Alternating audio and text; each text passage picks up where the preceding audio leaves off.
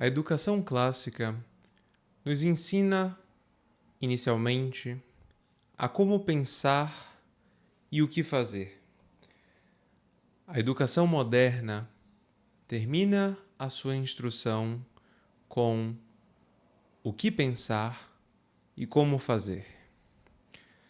Seja muito bem-vindo a este vídeo em que quero trazer, ainda que de modo introdutório, a distinção entre dois termos muito importantes para nós. A distinção entre educação clássica e educação moderna. Desde já, de modo algum, ambos os termos são unívocos, mas análogos, ou seja, não são termos que se referem a uma só realidade, têm um só significado. Porém, os seus significados são distintos e se relacionam por alguma característica em comum. Por vezes, podem até se tornar equívocos completamente, ou seja, não análogos, mas termos realmente diferentes, ou cujos significados são realmente diferentes e não apenas distintos. Tendo isso em mente, nós podemos adentrar a explicação sobre aquela definição, se é que nós podemos chamar assim, a partir das propriedades do que é educação clássica e educação moderna, as quais mencionei no início do vídeo. Essa é uma explicação dada por um professor norte-americano chamado Martin Coutran, o qual, em um pequeno artigo intitulado O que é a educação clássica, faz essa distinção. A educação clássica nos ensina como pensar e o que fazer, e a educação moderna, o que pensar e como fazer. Porém, eu não concordo totalmente com esse esclarecimento, por isso adicionei algumas qualificações.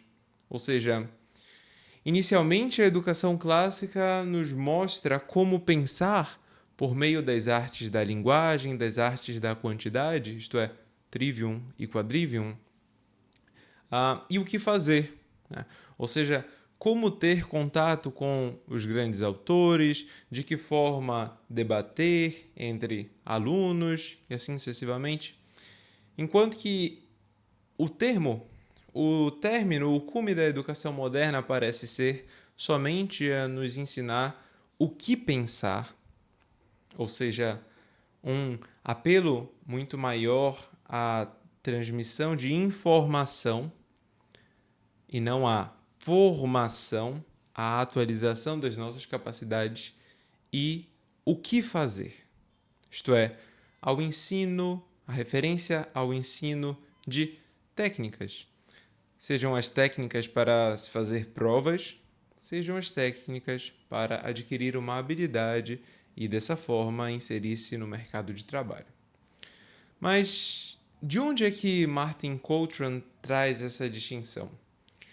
Analisando as suas fontes, nós podemos ver que ele se refere a um trecho do livro 9 da Ilíada, ali pelos versos 442, 443, em que Fênix, ou Fenice, o tutor de Aquiles, o grande guerreiro grego, vai à sua tenda para tentar convencê-lo de voltar à guerra.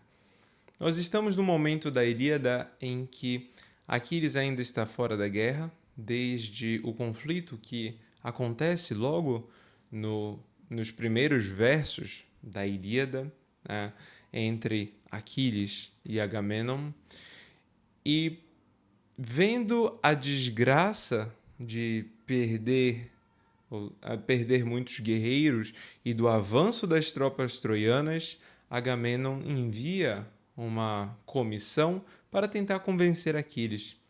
dentre os discursos, há um discurso retoricamente muito bem estruturado de Odisseu, Ulisses, o qual apresenta Aquiles de uma forma bem convincente. Nós poderíamos pensar a possibilidade de retornar para a guerra, mas Aquiles discorda de Odisseu, né? Por motivos que parecem ser justos. E também nós temos o discurso de Fenícia, o Fênix, o qual tenta apelar às memórias, às boas recordações formadas por Aquiles a partir da presença de Fênix, de Fenícia, em sua casa, pois o seu pai Peleu o pediu para que instruísse, para que formasse, para que educasse o seu filho. E a educação de Aquiles é resumida por Fenícia em dois aspectos: em se tornar um orador de palavras, e em se tornar alguém, um ator, um agente de bons trabalhos.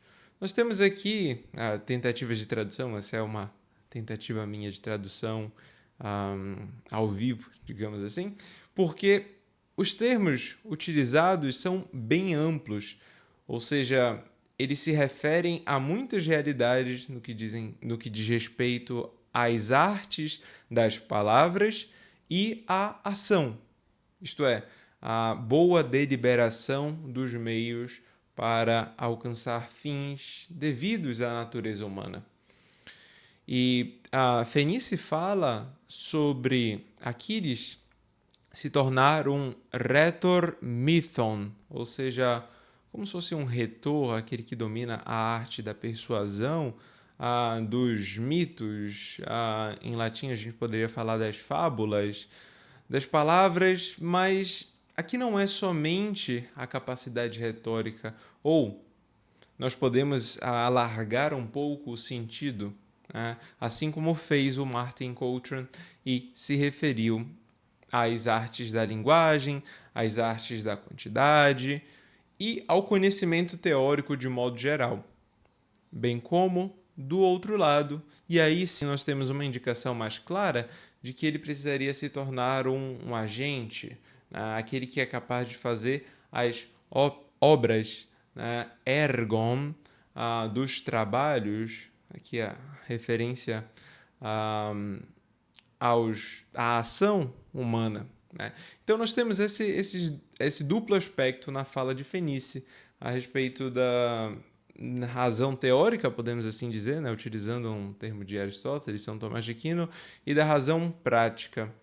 A razão humana, o intelecto humano, refletindo sobre a causa das coisas, adquirindo as habilidades necessárias para conhecer mais sobre algum assunto, para investigar algum assunto, e por outro lado, a boa deliberação, a reta deliberação, que a gente poderia falar, para adquirir as virtudes morais, e assim sucessivamente. De certa forma, essa referência sobre o que é educação é uma das primeiras que nós temos ao longo da tradição ocidental.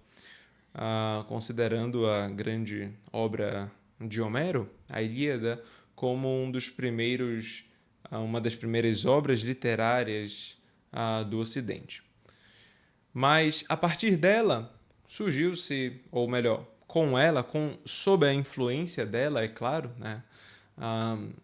não há, e aqui parafraseando o Noffred Whitehead, não há dúvidas de que a tradição ocidental é constituída de notas de rodapé a Homero, a Platão, e aqui parafraseando e aumentando. Ele tem a famosa frase de que a filosofia europeia, a filosofia ocidental, não passa de notas de rodapé à obra de Platão. Nós podemos falar o mesmo sobre Homero quanto à literatura, mas se considerarmos que Platão foi muito influenciado pela literatura, então Homero estaria como um professor de todos nós. De qualquer forma, há uma identificação, nós podemos fazer esse esforço de tentar vislumbrar ao que Fenícia se referia quando trata sobre esses dois aspectos da educação de Aquiles. E foi a partir dessa fala que o Coulthard começou a refletir sobre o tema e fez essa distinção. Porém, eu a qualifiquei porque penso que a educação clássica também nos ensina o que pensar, nos aponta, como nos aponta como fazer alguma coisa. Porém, né, o seu início está no fornecimento, na preocupação de desenvolver ferramentas do aprendizado, né? Um título bem interessante da Dorothy Sayers, conquanto eu discorde dela quanto aos meios apresentados para adquirir essas ferramentas do aprendizado, mas também se refere ao ponto das artes liberais, né? Ou seja, é uma visão bem interessante sobre como iniciar a vida de estudos. E o que eu estou chamando aqui de educação clássica, como nós veremos logo mais com detalhes, se preocupa bastante com essas artes propedêuticas, com esses instrumentos a partir dos quais nós poderemos refletir a respeito da realidade em seus diversos aspectos, tendo adquirido já a capacidade o domínio, melhor dizendo, o domínio da linguagem e o domínio da quantidade, ou seja, o trivium e o quadrivium, a gramática, a lógica, a retórica, a astronomia, a geometria, a aritmética, a geometria, a astronomia e a música. Dessa forma, nós podemos progredir, né? E esse progresso vai se dar justamente com a filosofia da natureza, além disso, a filosofia da matemática, a matemática como ciência, a ciência moral, a filosofia moral, a metafísica, né? A filosofia primeira ou teologia natural. Todo esse caminho é muito bem ordenado, muito bem estruturado e diz respeito às capacidades humanas. E é por causa disso que nós temos dois critérios, dois pontos basilares para começar a falar sobre a educação, o que eu já tratei em outro vídeo. E eles são uma definição sobre ser humano e uma definição da educação. A educação é um fenômeno que se refere a professores e alunos, a mestres e discípulos. Ou seja, nós precisamos, para educar, e seja lá o que for, né, qual definição, a partir de qual definição nós temos sobre educação, nós precisamos, para educar, entender quem é o ser humano, né? Aquele que será educado. E para isso dependemos de uma parte da filosofia chamada de psicologia filosófica ou antropologia, né? Podemos falar que ela é uma das partes da física, tomada de modo geral, a filosofia da natureza, especificando na natureza humana, né? E não tratando somente da sua alma, como o nome psicologia poderia dar a entender, mas do homem como um todo. E isso é claro dentro da tradição aristotélico-tomista. Mas, além disso, precisamos dar uma definição ao que é educação. Porém, para começar a falar sobre a exigência de definir as coisas, nós hoje também precisamos tratar de muitos outros assuntos, ou seja, há um ônus, né? E nesse vídeo não terei como falar sobre isso, mas há um ônus de explicar o que é a arte da definição, uma das partes da lógica, quais são os seus requisitos, o que é uma boa definição, e aqui tentarei, né, esclarecer alguns temas apresentando definições que nem todas são lógicas, são aquelas definições mais precisas da lógica aqui enquanto adjetivo, né? Definição lógica, aquela que se dá pelo gênero próximo, a diferença específica, mas não será feita dessa forma, e sim algumas definições pelas propriedades, definições que são um pouco mais gerais, mas necessárias para que a gente comece a refletir a respeito de um tema. Então, tendo essas duas condições, né, nós podemos prosseguir para um primeiro objetivo, né, desse vídeo, que é explicar o que significa a educação moderna, né? Depois faremos o mesmo com a educação clássica ou educação liberal. São termos sinônimos aqui.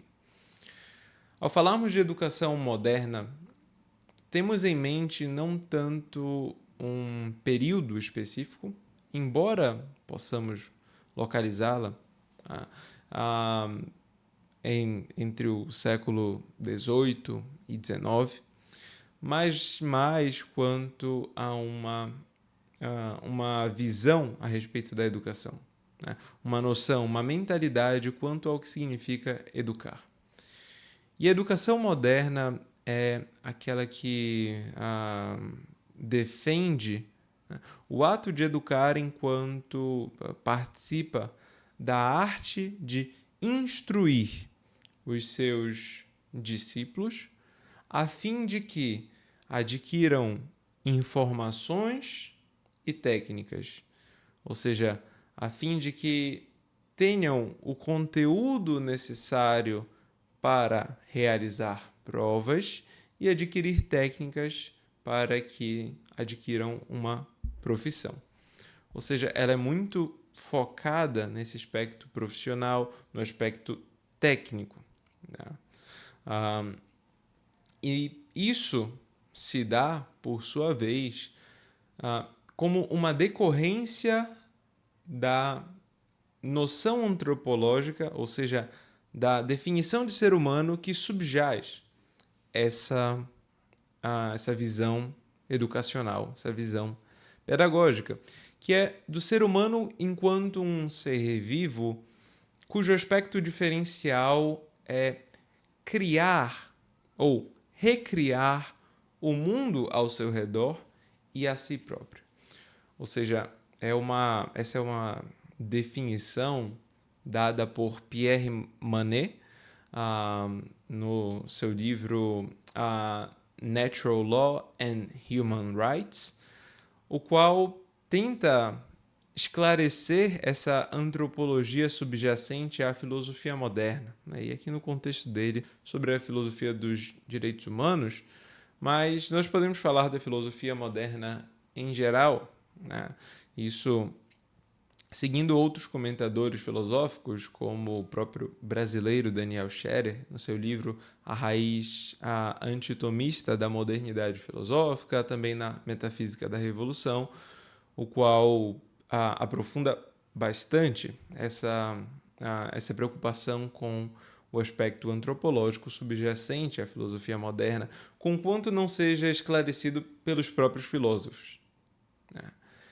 Existe uma tentativa histórica de, ora, enfatizar a racionalidade humana, mas racionalidade humana significando meramente a capacidade de perceber fenômenos quantificáveis, né, e tratá-los de modo claro, de modo específico, de modo profundo, né, como se fossem as únicas realidades objetivas, né, que o homem pode conhecer. Ora, menosprezando totalmente, diretamente a razão humana, afirmando que não há racionalidade no ser humano, né?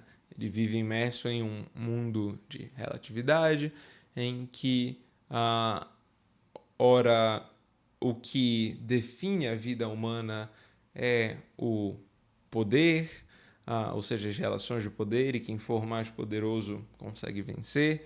Isso é algo que não está tão somente em seguidores de Nietzsche, por exemplo, mas está, e aí, em primeiro lugar, em Trasímaco, na sua definição dada na República de Platão.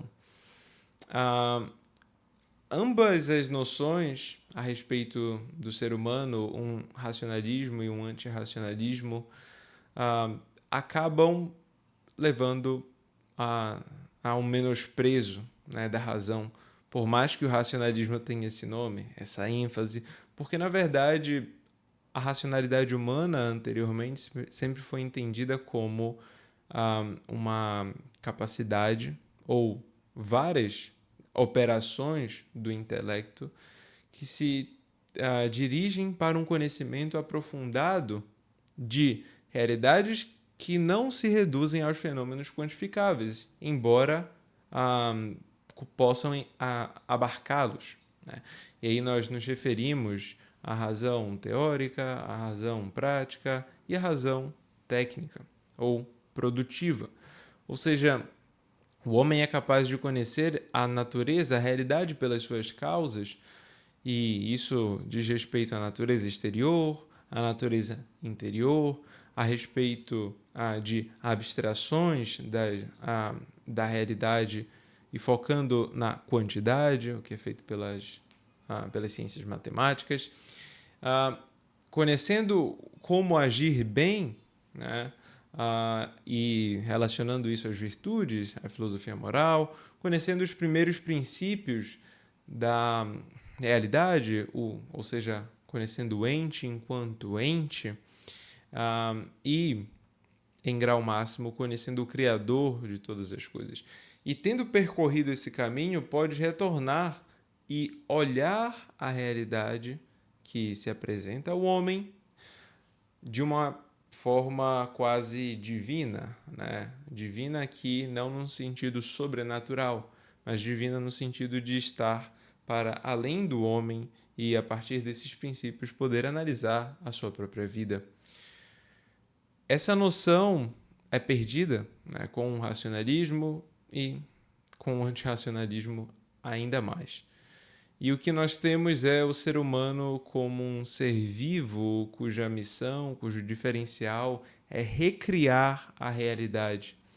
Ele recria o que significa a natureza exterior a si, recria o que ele significa, recria a noção de Deus e, a partir de alguns princípios por ele escolhidos, pode recriar a noção filosófica de modo geral. E dessa forma, nós não temos mais compreensões da realidade, tentativas de compreender a realidade, mas sistemas filosóficos que buscam construir as suas próprias realidades.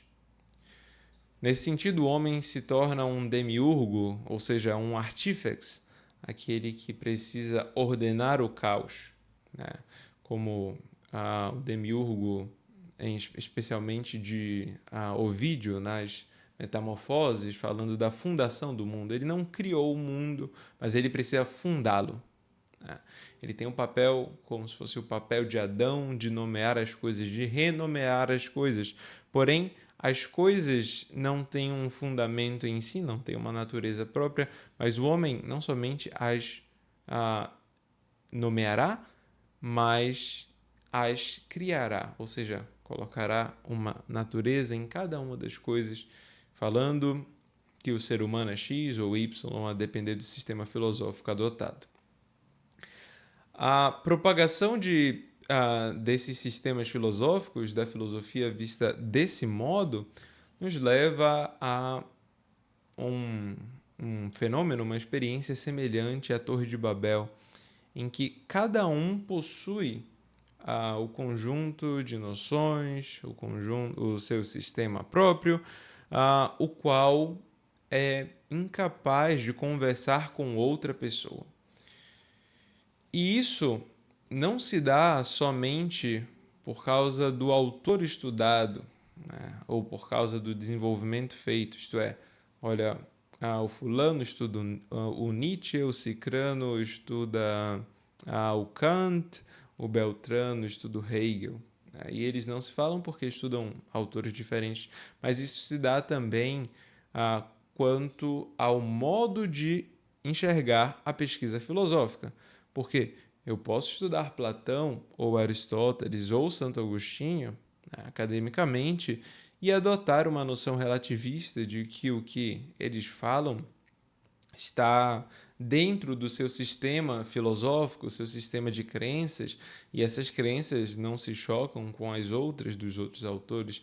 Então, os departamentos filosóficos são assim divididos e não há a possibilidade de diálogo, né?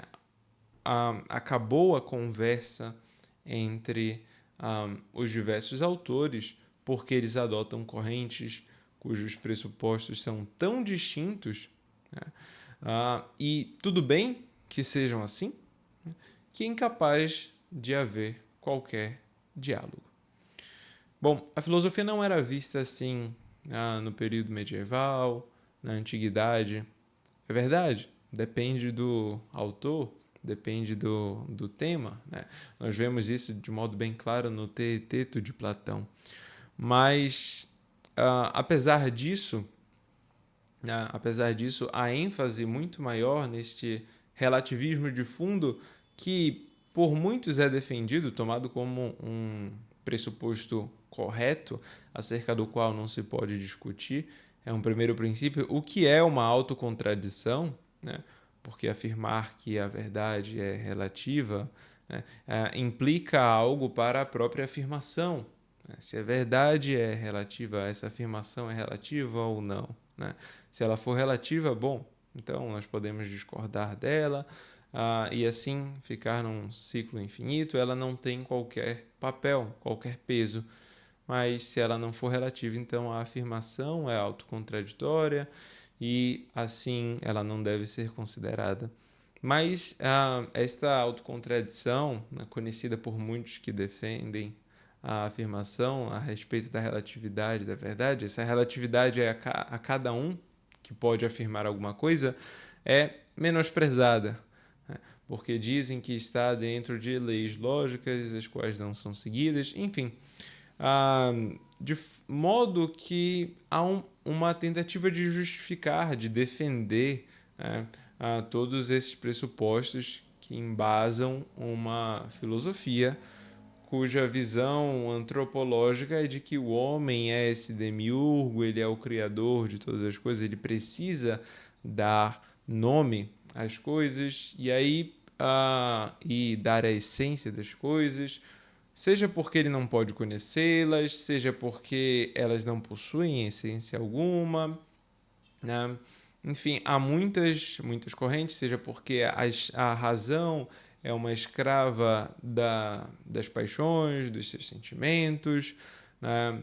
E ela serve meramente para fazer cálculos técnicos de custo-benefício, mas os sentimentos que verdadeiramente atuam e ditam quais são as finalidades que o homem deve buscar. Enfim, há muitas justificativas para um princípio que é parecido, né? E me parece, e de acordo com os autores que eu havia citado também, que há uma proximidade entre a visão sobre quem é o ser humano no fundo, né? É claro, há diferentes modos de expor, nem todos seguem essa base mínima comum, podendo acrescentar um aspecto ou outro sobre quem é o ser humano, mas é aparente, né? E nós podemos entender melhor a educação se tomarmos essa definição de que o ser humano é apenas um ser vivo, cuja finalidade é recriar o mundo ao seu redor e a si mesmo.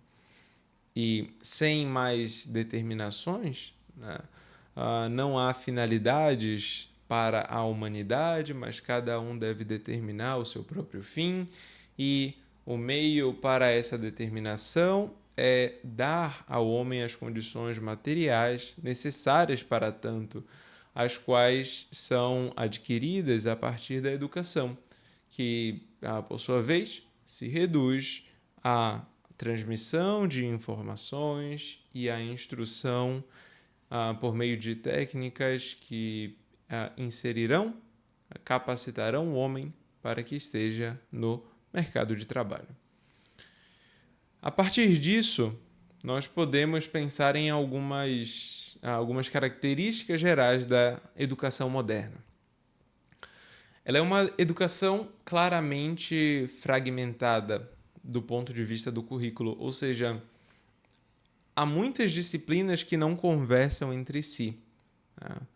A literatura e geografia são disciplinas que não conversam de modo algum, embora outrora alguns autores, alguns professores tenham utilizado e hoje utilizam também obras literárias para explicar sobre aspectos geográficos, né, ou obras históricas. Se falamos do ponto de vista da linguagem, né, parece que o professor de redação não conhece tanto dos grandes autores da literatura, porque isso é papel do professor de literatura, o qual, por sua vez, desconhece muitas regras gramaticais, porque isso é o papel do professor de português, né? Então, nós temos essa separação e uma separação ainda maior entre as ciências que são ditas humanas e as ciências que são exatas, ainda há as ciências biológicas, né?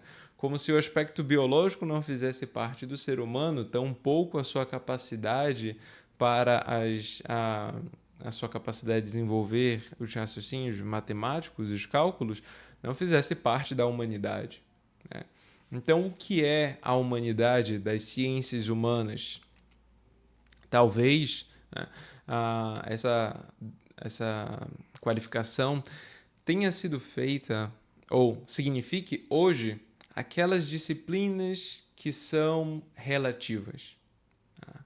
Aquelas disciplinas que carecem de objetividade, porque a objetividade mesmo está nas ciências biológicas, ou seja, aquilo que nós podemos chamar de ciência propriamente, e nas matemáticas, né? Aquelas que são objetivas em grau máximo. E será que são assim? Será que essa afirmação, será que esse discurso não depende de uma filosofia para explicá-lo? Ou seja, de noções filosóficas a respeito do ser humano, das suas capacidades, e noções que precisam ser objetivas para que sustentem essa afirmação a respeito da objetividade das matemáticas, por exemplo? Será que a afirmação de que apenas a ciência empírica tem grau de objetividade pode ser demonstrada, defendida pelas ciências empíricas? Ou ela requer meios que não estão no campo das ciências empíricas, nos laboratórios, por exemplo, tampouco no campo das matemáticas, das quantidades, mas no campo filosófico, cujo método, ou seja, cujo processo cujo acompanhamento ao longo de uma via, ao longo de um caminho, é dado pela lógica. Então, essa afirmação também parece complicada, né? Essa divisão parece muito mais arbitrária do que precisa, filosoficamente, precisa do ponto de vista das ideias. Além dessa fragmentação do currículo, nós temos um foco muito maior na educação moderna em habilidades, em técnicas, no sentido de técnicas que capacitem para uma profissão. Então, vou ensinar no curso de Direito as técnicas necessárias para se entrar na academia ou para atuar como advogado ou ainda para seguir um caminho dos concursos públicos e coisas assim, né? Isso se aplica para todos os outros cursos. Nós temos também, né, essa ênfase nas técnicas quando falamos da escola, do ponto de vista das provas necessárias para ingressar na academia. Então, seria uma preparação remota, né, para o mercado de trabalho, mas uma condição necessária. Preciso que se tenham os títulos para que a pessoa seja considerada apta a exercer uma profissão. Não que isso em si seja ruim, mas com a proliferação desordenada das universidades e dos cursos, né, esses títulos hoje pouco demonstram o domínio a respeito de uma arte ou de uma disciplina. Além disso, nós temos também na educação moderna uma transmissão excessiva de informação. Ou seja, há várias disciplinas nesse currículo fragmentado e, em alguns casos, os assuntos são especializados. Nesse sentido, eles são profundos. Porém, como não há uma unificação, alguma ordem entre as disciplinas e dentro das próprias disciplinas, entre os conteúdos, né, essa especialização é meramente uma informação que deve ser memorizada e não o resultado de termos adquiridos princípios a respeito dos quais podemos tirar conclusões e assim aprofundar as nossas análises quanto ao tema.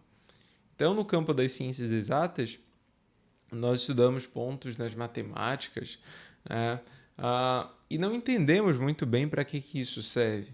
E isso é importante, né, do ponto de vista da educação. Nós entenderíamos bem se tivéssemos estudado a matemática a partir de uma ordem que considera definições, axiomas, postulados e a partir do qual nós podemos resolver problemas. Ou seja, se fôssemos dos princípios e a partir desses princípios, princípios teóricos e princípios práticos ou seja, princípios apenas para nós considerarmos como o todo é maior do que a parte, do que as suas partes, né? E princípios práticos sobre o que nós podemos fazer dentro dessas ciências e, a partir disso, desses instrumentos, passarmos à resolução de problemas, nós teríamos uma clareza muito maior, como se dá, por exemplo, com a geometria euclidiana, as pessoas que buscam estudar os elementos de Euclides. Mas não é assim que é feito. As fórmulas são dadas, devemos memorizá-las, aplicar nos problemas que são feitos, são resolvidos várias e várias vezes, e nós não entendemos como chegamos ali. A história é ensinada de qualquer modo, nós não temos nenhuma metodologia, ou seja, nenhuma discussão metodológica para que possamos discutir como os fatos históricos são explicados, né? E não como, um autor escreveu isso daqui, está no livro didático, isso aconteceu necessariamente, né? E é assim que se dá. Ou as disciplinas de linguagem, que não desenvolvem tanto um contato com os grandes autores e um domínio ordenado das regras gramaticais, ou seja, ordenado e que faça sentido, né? Tendo muitos exemplos e as aprendendo por uma indução, ou seja, lendo bastante, aí sim entendendo a razão dessa ou daquela regra, né? E a consequência disso é que a disciplina ou as linguagens ficam também fragmentadas. Nós podemos ter de fazer análises semânticas, morfológicas, sintáticas, às vezes quanto às figuras de linguagem, mas sem entender qual a relação entre essas coisas, né? Da onde elas vieram, por que elas são importantes. Sempre se estudou assim. Enfim, isso se aplica a todas as disciplinas, né? Nós podemos pegar cada uma e analisar profundamente esse aspecto de essa informação vai ser jogada, nós precisamos memorizá-la e esse é o papel do aluno. Posteriormente, é claro, temos de devolver tudo que foi memorizado para colocar num papel, né? Mas isso é somente isso, a educação? Esse é um dos questionamentos. Além disso, a educação moderna não trata tanto da capacidade de refletir sobre o que nós recebemos, mas simplesmente de aceitar e repassar. Aceitar e repassar. Dessa forma, A memorização parece a finalidade última da educação, pelo menos quando estamos nessa fase de fazer provas. Ou seja, memorizar informações. Informações soltas. Elas não têm uma unidade mesmo, é assim, e alguém decidiu, burocraticamente, alguém decidiu que a prova do vestibular seria dessa forma, ou a prova do concurso público seria daquela outra forma, e devemos apenas colocar essas informações, porque senão não teremos um lugar no mercado de trabalho. E depois não sabemos ainda como pensar o depois. Então, vamos com calma aqui na exposição também. Por fim, a educação moderna parece ter como característica principal, né, como uma das suas características principais, a facilidade na manipulação. Isso se dá porque não há não há um ensino de tantos instrumentos, né, tantas ferramentas para que saibamos analisar, mas nós temos de apenas receber aquilo e entender. Ou seja, é uma aprendizagem passiva. Não vamos refletir, debater, expor o que pensamos, até porque não há tempo, é muito conteúdo e há muita gente na sala de aula. Imagina se fôssemos ouvir todas as pessoas que estão ali, né? Uma sala de aula com 100 pessoas, imaginem isso, né? Isso é inviável, mas é realmente inviável. Então, a partir dessas características, nós temos algumas consequências que se seguem, né? Essas consequências são consequências gerais, ou seja, elas acontecem com a maior parte das pessoas que estão inseridas na educação moderna. Com todas? Não. Em todos os lugares que adotam? Talvez não, né?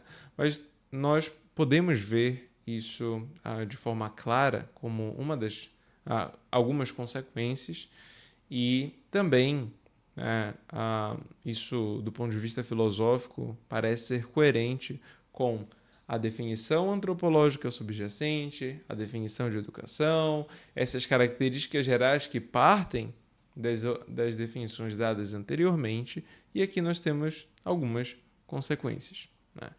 Em primeiro lugar, após sermos formados pela educação moderna, nós olhamos para trás e enxergamos a educação como algo difícil, penoso, sem sentido, pelo qual temos de passar e pronto.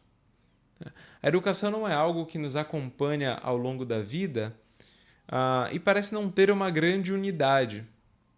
Ou seja, nós saímos um pouco perdidos. Não nos deram um mapa, nem pessoas, nem nos apresentaram pessoas, ou seja, os autores, com os quais podemos conversar e perguntar-lhes, né, sobre o que devemos fazer ou não, sobre quem somos, para onde vamos. Nós passamos por esse processo de educação de uma forma muito penosa e acabamos frustrados, porque foram anos e anos memorizando para as diversas provas que tivemos de fazer, e às vezes as pessoas passam 10 anos da vida tentando passar numa prova, estudam muito, mas não sentem um retorno e uma grande alegria em se dedicar a esses estudos. Eles são como que um mal necessário, né? Não um aperfeiçoamento da própria natureza, mas é só um meio para ter dinheiro, para ganhar dinheiro. Por quê? Bom, no fundo nós já sabemos o porquê, né? Porque o homem é visto como esse artífice, esse ser que vai fazer a própria realidade. Então ele precisa dos meios para isso. E fazer a própria realidade para algumas pessoas é simplesmente conseguir satisfazer todos os prazeres necessários no sentido de todos os prazeres que satisfarão das pessoas, né? Ou seja, a educação é um meio para a gente ficar rico e assim ter os meios para gozar dos prazeres da vida. Além disso, como consequência, nós temos alunos que são incapazes de refletir a respeito do que recebem. Por quê? Porque a reflexão pressupõe um entendimento que não se dá somente em uma camada, não é somente o entendimento, a gente pode dizer, direto de uma mensagem. Né? Ou seja, eu conheço o significado de cada uma das palavras, então eu entendi a mensagem. Isso não é compreender algo, né? É ter o início da compreensão. E se somos alfabetizados, a maioria de nós é, certamente, nós podemos ter essa compreensão, mas isso não basta. Isso não basta porque as palavras podem significar diversas coisas, correlatas, sim, correlatas, mas as intenções do autor ou dos autores são diversas com uma mesma palavra.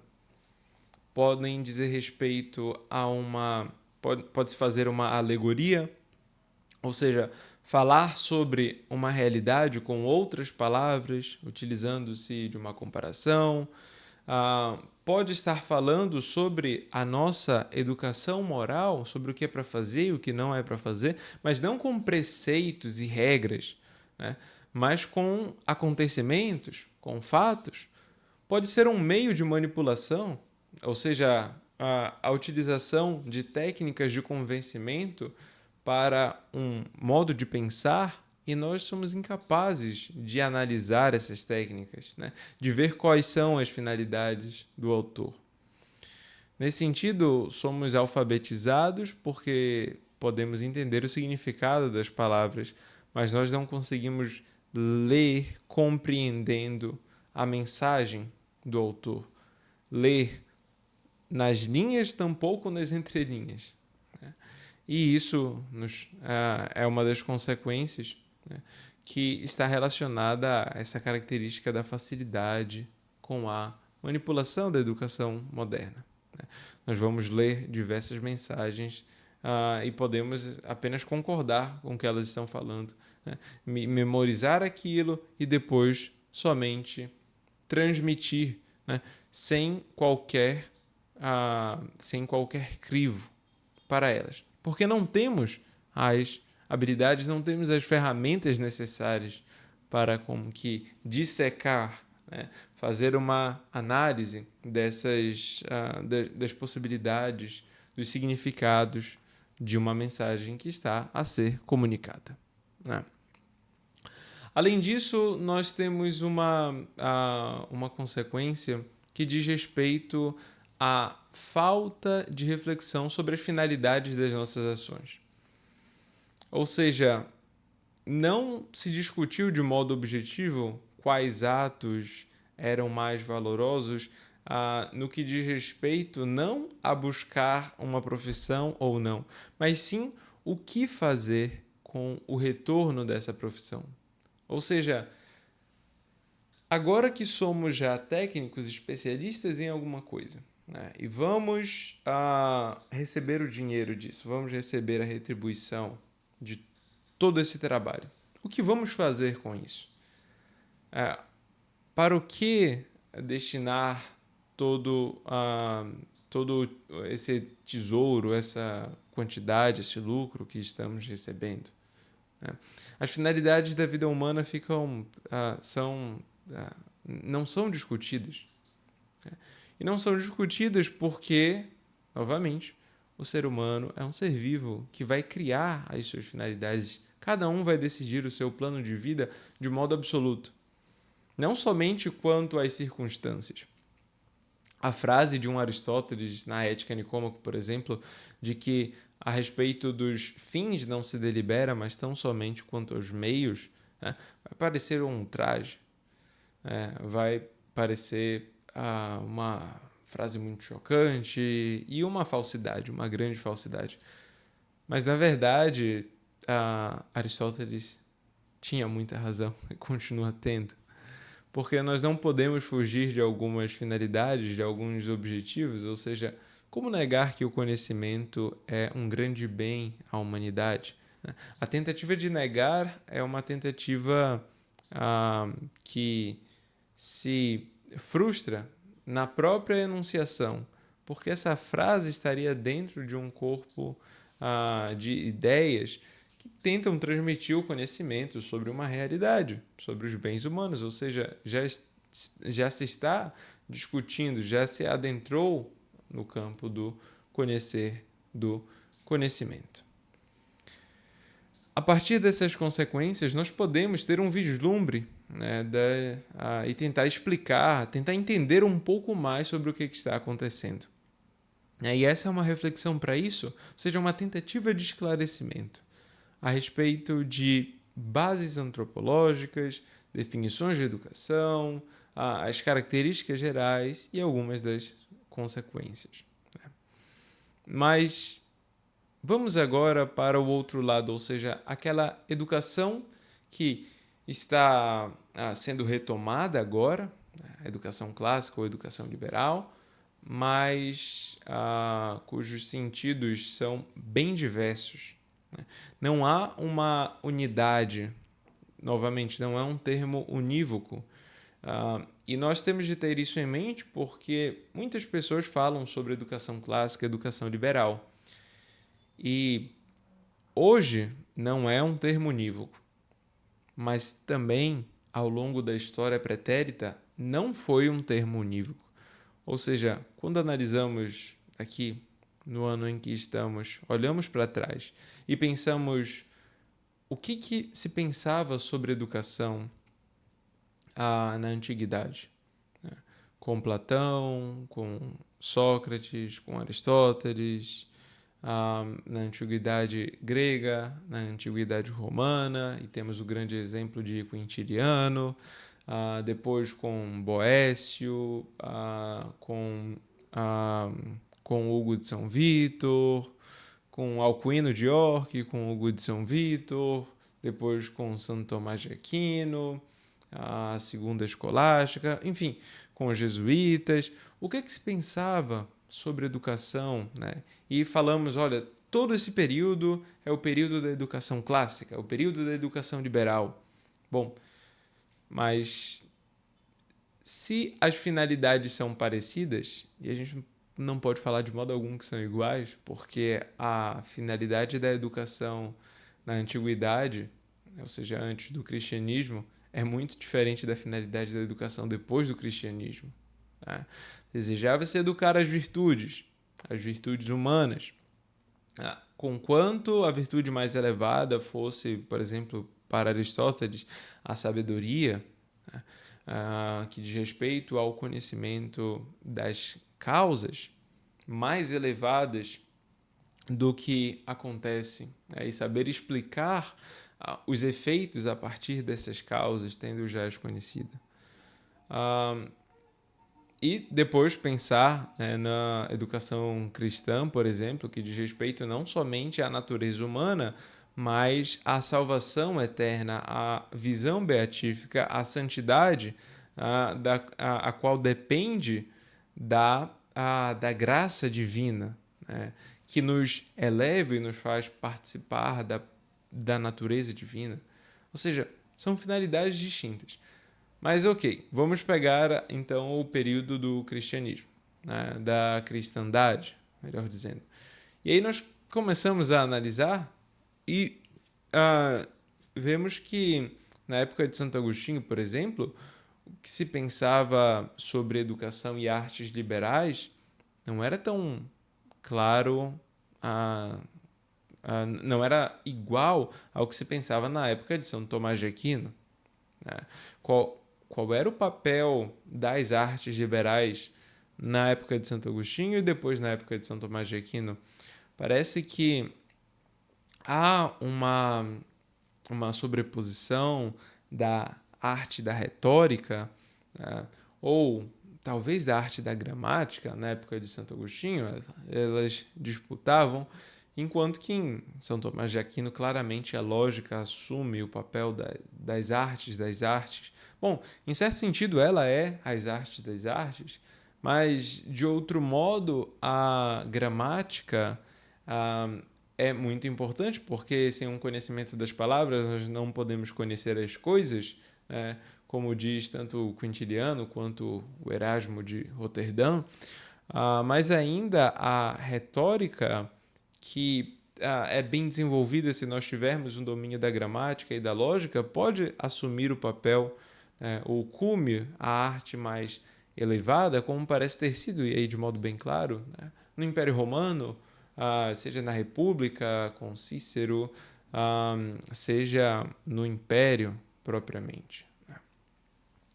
Então, nós temos essa variação. Qual a arte mais importante do Trivium, por exemplo? A noção, a clareza da noção a respeito do quadrivium como aquela arte das quantidades pelas quais nós podemos perceber a ordem no mundo, a ordem dada por Deus, né? E não somente nas palavras, nos raciocínios humanos, nas criações humanas, né? Como nas abstrações da aritmética e da geometria, mas olhando a realidade, seja ao movimento, seja a realidade da música, seja a realidade da astronomia, e notando ali também as quantidades presentes, né? As quantidades contínuas, quantidades discretas, olhando ao céu, notando as rotas, as figuras geométricas, olhando a música, notando os intervalos, enfim, essa comunicação, essa importância, essa clareza a respeito do quadrivium, bom, nem sempre se teve, né? Nem sempre se estudou da mesma forma, né? O papel da gramática, não somente como regras gramaticais, e que é subordinada totalmente à lógica, mas abarcando a literatura, especialmente do ponto de vista etimológico, né? A regrammatike, a arte das letras, né? Cuja tradução ao latim se deu por literatura, porque gramma em grego, letra, litera em latim, letra também. Então nós temos essa correlação entre os nomes e os objetos referidos em um período, né, eram os mesmos, mas em outro período começa-se a fazer essa distinção, né, essa distinção de modo bem claro. E essa ordenação das artes não é uma ordenação, ou seja, da mais importante, de como estudar, não é meramente circunstancial, ou seja, não é algo que cada um faz de uma forma aqui, mas não tem um grande impacto. Eles estão falando sobre artes liberais. Não é assim. A visão sobre a educação também é alterada. A visão sobre a realidade também é alterada. Conquanto mais ou menos, né, não de forma total, como nós temos uma alteração quando se fala da educação clássica e da educação moderna. Mas aqui nós não temos uma unificação, ou melhor, uma unidade entre como educar, qual a ordem das disciplinas, quais as disciplinas mais importantes, por que elas são as mais importantes, né?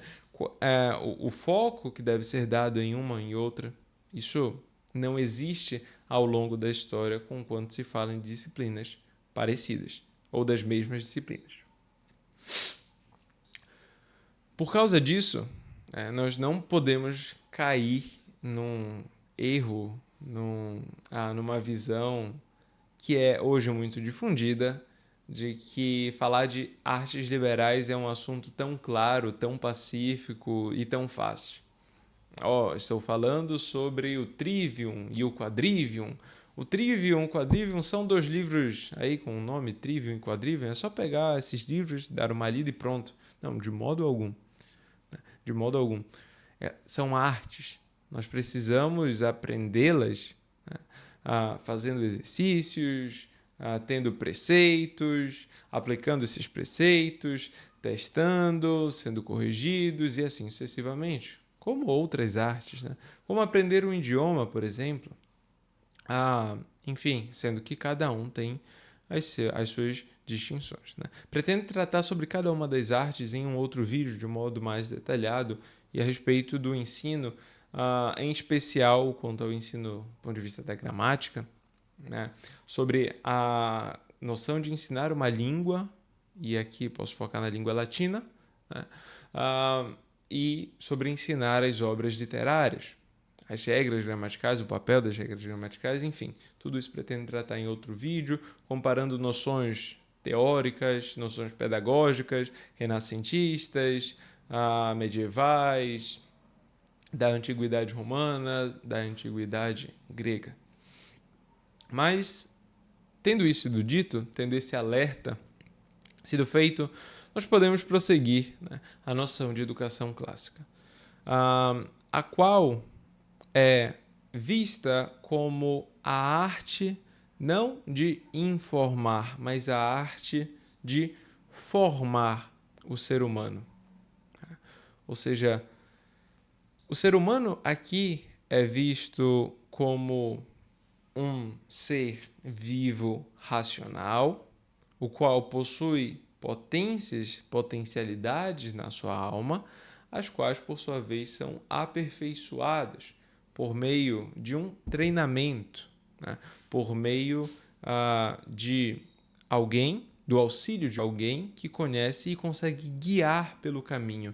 Não inserir as informações, mas guiar por este caminho, ao longo deste caminho, com preceitos, regras, correção, de forma que, ao final, né, essas potencialidades estejam plenamente desenvolvidas e, assim, a pessoa possa adquirir a liberdade necessária para bem pensar e bem agir, né? E essa liberdade necessária relaciona-se com o termo educação liberal, que é uma educação para a liberdade.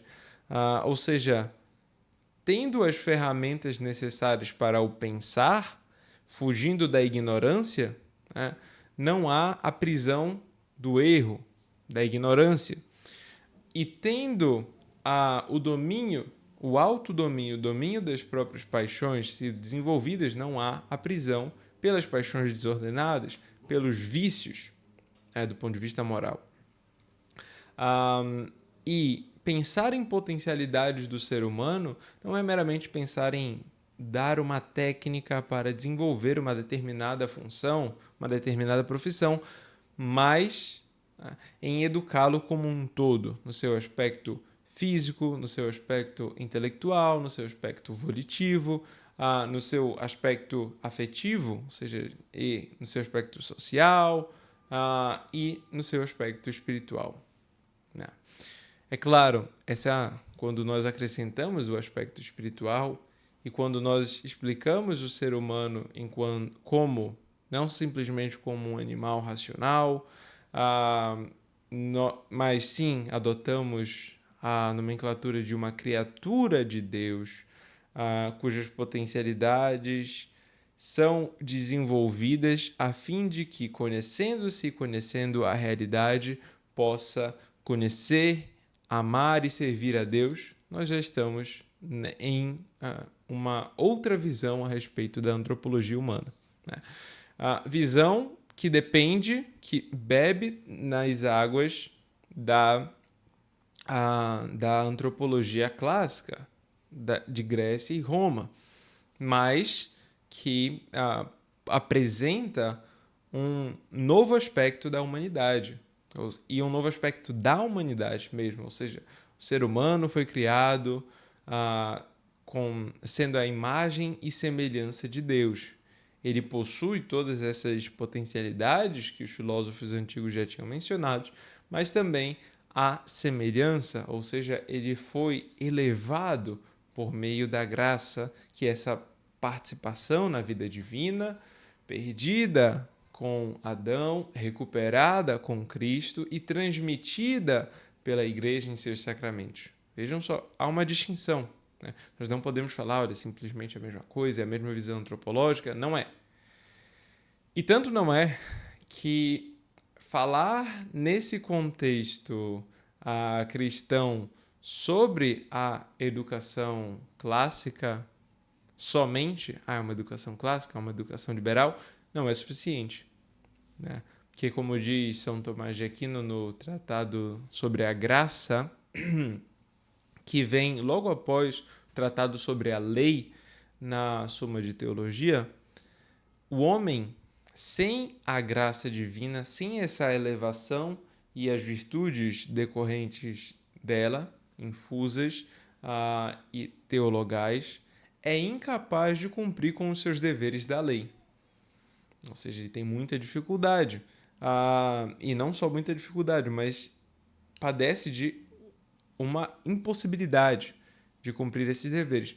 Por causa disso, o desenvolvimento pela educação vista sem esse aspecto da graça dentro do contexto cristão é impossível. Então, nós temos de qualificar essa educação clássica liberal como uma educação liberal, clássica liberal e católica, né? Porque trata da graça que eleva o ser humano. E é a visão por mim defendida, né?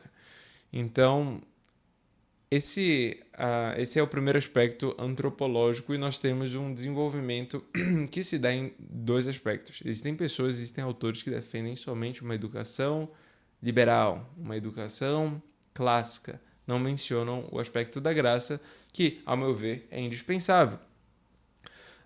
Porém, nós não podemos focar somente nele, porque sem a natureza, né, não há o que essa graça elevar. E sem um bom desenvolvimento da natureza humana, a própria graça, e aqui a gente pode falar a própria religião, corre perigo. Tanto é que precisamos relembrar das palavras de São Tomás, que fala que a graça não tolhe, mas aperfeiçoa, mas eleva a natureza humana. Ou seja, depende da natureza humana, né? Mas o seu papel não é tolhi-la, né? Então, precisamos continuar a desenvolvendo e, por isso, são válidos os bons conselhos dos filósofos, os bons ensinamentos dos filósofos, dos poetas, né, dos cientistas e assim sucessivamente. Com essa visão antropológica e visão educacional, né, nós podemos pensar sobre algumas características da educação clássica. Ao contrário da educação moderna, fragmentada quanto ao seu currículo, há uma unidade curricular. Currículo é algo único, né? Nós não podemos falar de vários, essa fragmentação sem que falemos de uma diversidade de currículos. Isso existe, infelizmente, em algumas escolas. Ou seja, dois professores de uma mesma matéria que lecionam para turmas diferentes de uma mesma série conseguem seguir caminhos distintos, né? Seja e assim, nem tanto por causa do conteúdo programático que está no livro didático, mas às vezes pode ser pelo método expositivo, e aí alguns alunos conseguem aprender mais com um professor do que com outro, porque se estão utilizando o mesmo material didático, né? É interessante quanto a esse ponto, porque algumas pesquisas de análise, de meta-análise, mega-análise, mostram que um dos elementos que mais influencia o aprendizado é o professor. Não são outras circunstâncias, nem tanto a capacidade do aluno, é claro, se não há um grande problema, né, algo que atrapalhe profundamente a compreensão de uma mensagem, por exemplo, advinda do professor. Então, o professor é fundamental, ele tem esse papel, mas se não houver, e isso dificilmente é requisitado, se não houver uma unidade curricular, então nós teremos essa fragmentação e teremos dois professores que lecionam a mesma disciplina para duas turmas distintas de uma mesma série, conseguindo obter bons resultados ou não, né, com a sua disciplina. Então, existe essa unidade curricular como uma das características distintivas da educação clássica, preza-se, defende-se isso. E essa unidade curricular é algo que hoje é bem debatido, né? Porque nós temos de adaptar alguns ensinamentos, é claro, aperfeiçoar alguns ensinamentos, mas como o faremos? A respeito das artes liberais, por exemplo. Como ensinar a filosofia da natureza, considerando, é claro, as ciências modernas, né? E o papel das matemáticas, considerando que foi desenvolvido, ou da ética, da metafísica, enfim, todos esses assuntos devem ser deliberados e os currículos estão sendo desenvolvidos ao redor do mundo. Muitas escolas com o mesmo ideal, não somente um modelo educacional, um modelo clássico, né, que eu utilizo, o modelo moderno. Não. Do ponto de vista dessa filosofia, dessa antropologia, não faz sentido falar em modelos educacionais. Se nós adotarmos uma noção de educação como desenvolvimento das potencialidades humanas, visando a felicidade humana ou a realização ou o seu florescimento, né? Então nós teremos apenas um único caminho quanto aos fins, né? Uma unidade de meios, mas de modo específico sobre como repassar esses meios, aí há muita discussão. E um dos meus objetivos com esse canal, com esses vídeos sobre educação, é trazer, né, esses debates a respeito da educação, né? Por exemplo, o modelo da Dorothy Sayers e da Susan Wise Bowen, em contraposição a outros modelos que o criticam, a educação clássica ensinada em alguns colleges norte-americanos, em outros lugares, a visão sobre a língua latina, sobre como ensiná-la, enfim, todos esses são debates muito interessantes. Nós precisamos conhecer para que entendamos melhor sobre como aplicar essa educação clássica, o que ela é, né? E assim, para que tenhamos real progresso, certo? Mas, além dessa característica do currículo, há um foco na formação humana. Podemos utilizar, né, a expressão do Jacques Maritain, uma formação integral do ser humano, né, no sentido de precisamos nos preocupar com todas as suas potencialidades e assim desenvolver a humanidade, né? E isso com relação à graça, enfim, mas focar na natureza humana, tentar entendê-la, ou seja, não somente informar o ser humano, dar informações que não tem uma unidade muito profunda, mas somente transmitir essas informações, pedir para que os alunos as memorizem, consigam testar essa memorização resolvendo provas, fazendo simulados. Não, mas formar. E essa formação nos apresenta uma outra característica que é dar meios de reflexão, meios profundos de reflexão, ou seja, é uma aprendizagem, um aprendizado ativo e não passivo de meramente um receptor e vou memorizar, receber e memorizar. Mas não, há uma atividade intelectual de entender, de conseguir destrinchar, conseguir explicar novamente, entender argumentações, entender discursos, entender obras literárias e assim sucessivamente. Ou seja, estar pronto para qualquer tipo de texto, estar pronto para saber como estudar, como começar um estudo, né? Essa habilidade de aprender a aprender, que é uma habilidade fantástica e que é dada pela educação clássica. É uma das suas preocupações, né? Para que depois dessa formação básica, podemos assim dizer, o que iria hoje até o nosso ensino médio, a pessoa conseguisse escolher um curso que é mais especializado, é claro, mas percorrê-lo com facilidade e tendo as habilidades básicas, né? As habilidades que se referem às artes da linguagem e às artes da quantidade já disponíveis para esse estudo, né? A partir disso, nós, ao contrário da educação moderna, podemos falar que uma das características da educação clássica é uma liberdade intelectual e moral por causa dessa formação, né? Uma das características, já quase como que uma das consequências, não uma doutrinação ideológica de receber as informações e falar, ok, é isso, mas ter a capacidade de discordar até dos autores, dos mestres, né, que formaram, se tiver tendo argumentos disponíveis suficientes para isso, né? Como consequências gerais dessa educação, nós vemos, em primeiro lugar, uma grande alegria dos alunos. Uma grande alegria de ter diante de si um progresso claro.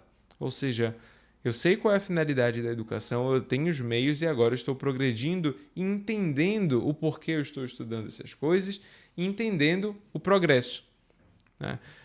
Essa é uma das características fundamentais e que nós mais conseguimos conceber, né? Além disso, uma das consequências, né? Além disso, nós temos dentro dessa liberdade que eu já mencionei, né, uma capacidade de refletir criticamente sobre o que é apresentado, né? Não, novamente, como um receptor passivo que ali só memoriza, mas utilizar a memória como um meio para nos reapresentar as investigações feitas, ou seja, os caminhos argumentativos que nós fizemos para entender sobre algum assunto, né? E agora a memória ela foi lá e guardou esse tesouro. E no momento devido da minha vida, seja de uma exposição, seja para uma reflexão, seja para um aprofundamento dos meus conhecimentos, eu posso reutilizar esse conhecimento guardado, esse tesouro guardado pela memória. E a partir disso, é claro, prosseguir na minha ação, né, no que é devido. Então, é utilizar a memória para viver e não a memória como um fim, né? Esse conhecimento, essas informações, elas são como um berço, estamos sendo nutridos ali e desenvolvendo cada vez mais o nosso conhecimento e não como uma cova. Eu guardei as informações e pronto. A respeito delas não falarei nada. Lançarei, e ainda que sejam frases boas, poemas, citações interessantes, mas se nós não tivermos nada para falar sobre elas, é melhor nem as citarmos, né? Porque senão estaremos menosprezando a grandiosidade de um autor apenas o recitando como se fosse qualquer coisa. Então, essas consequências são bem interessantes, são bem nítidas, bem claras a partir da experiência de alguém que recebeu essa educação clássica. Bom, tendo isso sido dito, eu espero que as noções de educação moderna e educação clássica tenham ficado mais claras. É claro, esse vídeo é uma introdução ao assunto, né, e eu colocarei algumas referências para aprofundamento aqui na descrição do vídeo, mas cujos fundamentos ou cujo caminho expositivo, a meu ver, é o melhor caminho que nós podemos adotar para começar a entender ou aprofundar ainda mais o nosso entendimento a respeito desse tema, do tema da educação. Precisamos de uma definição de ser humano, precisamos ter bem clara a definição do que é educação, né? Depois de listar algumas características gerais, ver as suas consequências, né? E um terceiro ponto seria comparar os métodos, ou seja, comparar o que foi aplicado. E aqui método no sentido etimológico, significa a junção da preposição metá e do substantivo rehodos, né? Ou seja, metá aqui como algo que vai junto, que acompanha, e rehodos significa o caminho, a via, né? Então, a metodologia é esse modo de tratar as disciplinas, de expô-las, de estudá-las, enfim. Eu mesmo já estudei latim de diversas formas, né? E uma metodologia, o método direto ou natural, foi o que mais me ensinou, né? Também a gramática, estudei de diversas formas, lendo gramáticas da língua portuguesa ou pelas obras, com um professor guiando. A lógica também já estudei de diversas formas, fazendo exercícios ou tendo somente aulas expositivas. Enfim, sempre prefiro os métodos que nos ajudam com os exercícios, com as atividades, quando se fala das artes, e a partir delas, quando adentramos a filosofia, sempre prefiro aquele modo de aprender que prioriza o contato direto com as obras e a discussão a respeito das obras com outras pessoas, né, utilizando-se do método socrático. Mas é claro, dando o papel devido ao método expositivo, como são esses vídeos aqui, né? Nós precisamos aproveitar cada método no que convém, certo? Por fim, gostaria somente de ressaltar aquele ponto sobre a educação clássica, e que eu acho realmente importante, né? Falar da educação clássica, da educação liberal, sem o auxílio, sem o papel da graça que eleva a natureza humana, é muito difícil e pode ser frustrante para algumas pessoas, né? É claro, isso envolve um debate teológico também, que não é o meu papel nesse vídeo fazê-lo, mas é um ponto que deve ser, a meu ver, considerado para a discussão. Eu espero que esse vídeo tenha te ajudado, essas noções, e aguardo os teus comentários. Por exemplo, se essas aulas podem ser expostas de uma forma a se utilizar, né, de um plano de aula com a enumeração, isso eu faço em algumas aulas expositivas, ou não, se nesse formato está bom, de um modo, ou seja, de um modo um pouco mais informal e criando aqui, né, alguns aprofundamentos, citando algumas obras que me vêm à mente, ou fazendo ao modo de uma aula mesmo, preparando, citando as referências, colocando os textos aqui para vocês. Bom, tudo isso é interessante que eu tenha um feedback para poder melhorar e, é claro, entregar algo que mais possa ajudá-los. É para isso que eu estou aqui e isso é uma grande alegria para mim, né?